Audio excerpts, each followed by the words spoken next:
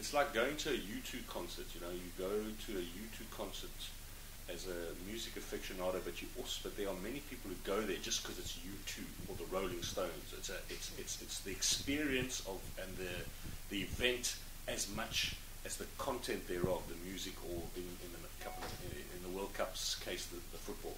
I don't think we'll see a mini World Cup again. We'll never see that kind of momentum again unless we have a World Cup in 20 years' time or 25 years' time. Could this be a reason why Cape Town might miss out, and perhaps SAFA wouldn't be too worried in that it's quite an event city and perhaps not that many supporters of local football if you compare to other regions? Well, I don't know that's strictly true, because I think the last time Bafana were in Cape Town when they played against the Americans, it was a fabulous crowd, you know. Given the profile of the Americans, they didn't come with any stars, came with a virtual C team. It was fairly obvious from that time before. It was a great cross-section of society that came to the game. I think if there's been any growth point in South African football since the World Cup in terms of ethnic diversity and newcomers to the football market, Cape Town's been the place, you know. And I think they should be doing more to encourage the Cape Town market. But you're right in suggesting that Cape Town is a sophisticated market that is not going to, they're not going to come out in their droves to watch Black Leopards or Witbank Black Aces or whatever. It's a sophisticated market. But an international game between Bafana and America was an excellent crowd, much more than went to watch South Africa play Kenya, for example, at Royal Bafokeng last year, or the Burkina Faso friendly. You know, there were a lot of matches in other venues where supposedly there are more fans, which haven't attracted the same kind of crowds. And just lastly, the seeding process, organising the teams into seeding and for the tournament itself. Your understanding of how that would work, would it be different to past tournaments, or if in a nutshell you could try and explain it to readers? The seeding will work as follows. South Africa will be A1.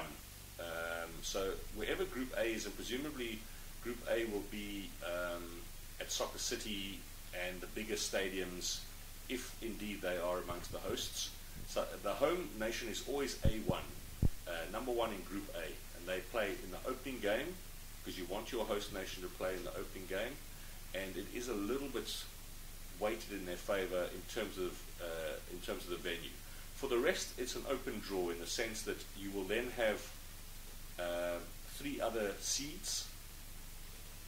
And they will three other seeds. Then you will have a second tier of 4 teams, a third tier of 4 teams, and a fourth tier of 4 teams.